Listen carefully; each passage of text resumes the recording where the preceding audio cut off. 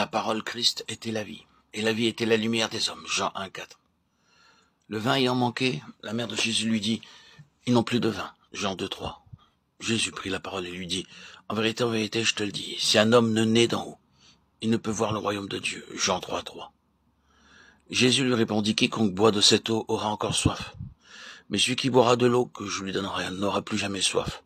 L'eau que je lui donnerai deviendra en lui une source d'eau qui jaillira jusque dans la vie éternelle.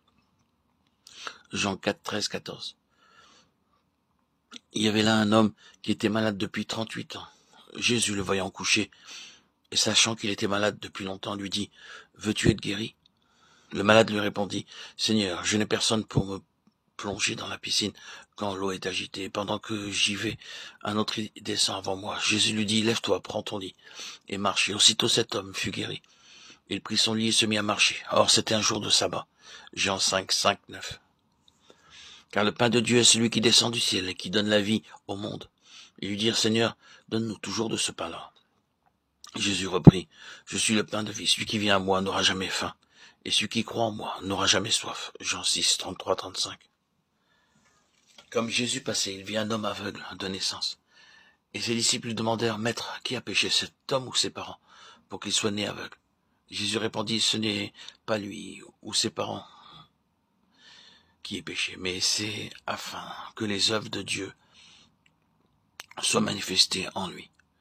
Tandis qu'il fait jour, il nous faut accomplir les œuvres de celui qui m'a envoyé. La nuit vient dans laquelle personne ne peut travailler. Pendant que je suis dans le monde, je suis la lumière du monde. Ayant dit cela, il cracha à terre et fit la boue avec sa salive, et éloignit de cette boue les yeux de l'aveugle. Puis il lui dit, va, lave-toi au réservoir de Chiloé, mot qui signifie envoyé. Il alla donc et se lava, et il revoya. Il revint, voyant clair. Jean 9, 1, 7.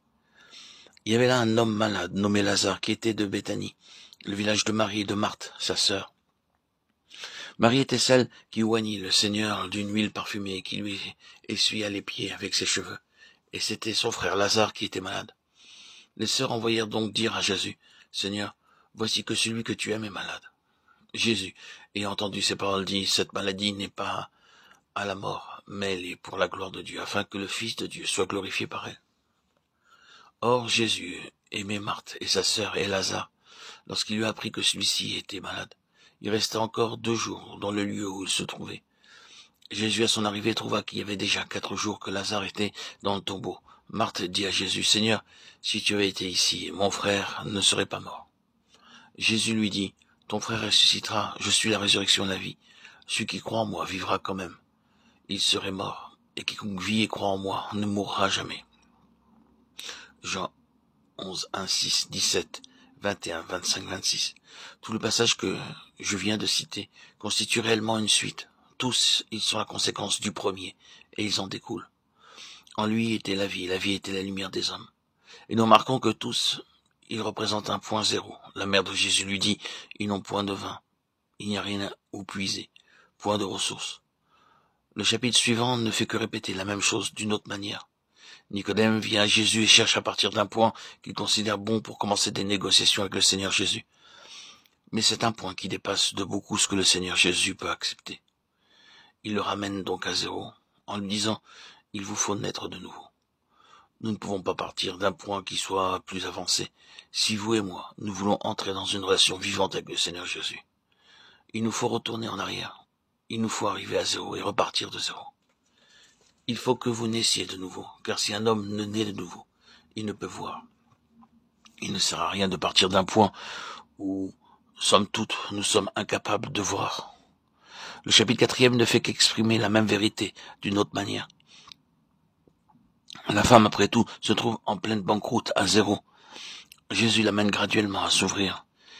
Et elle finira par avouer, en fait, mais je ne sais rien de cela. Je n'ai rien de cela.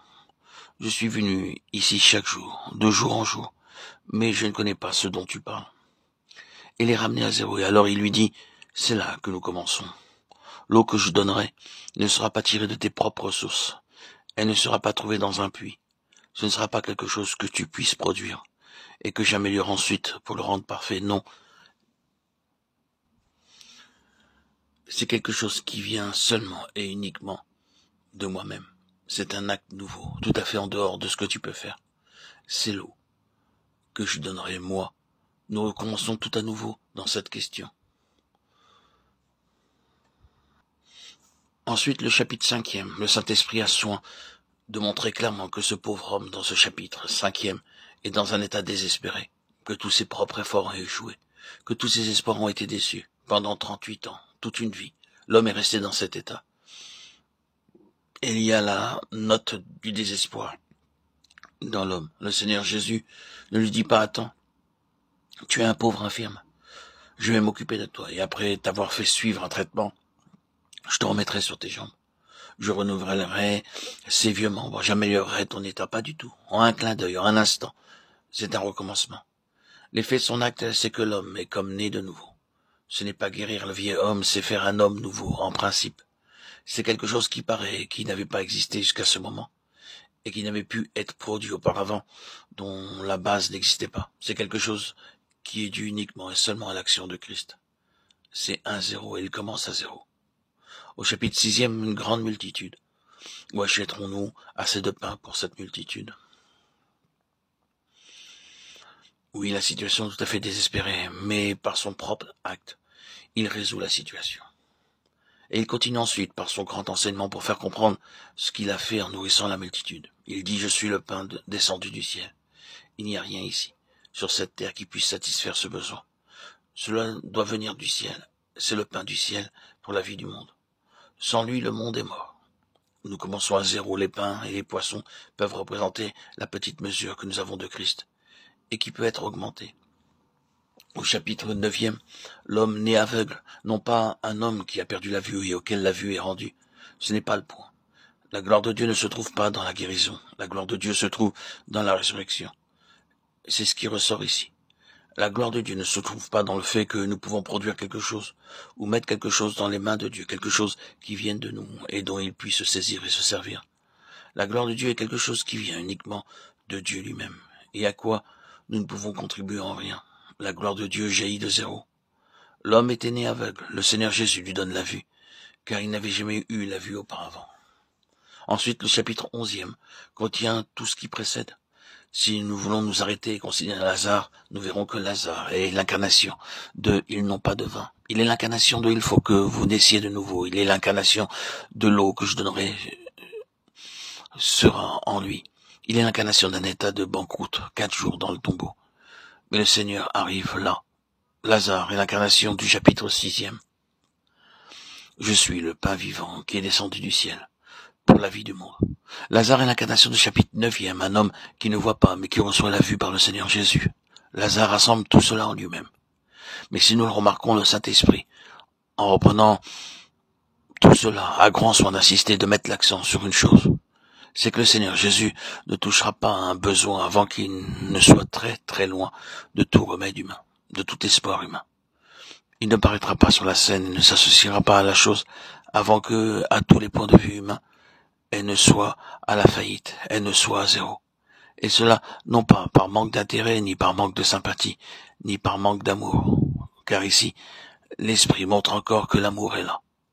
Mais l'amour est lié par une loi.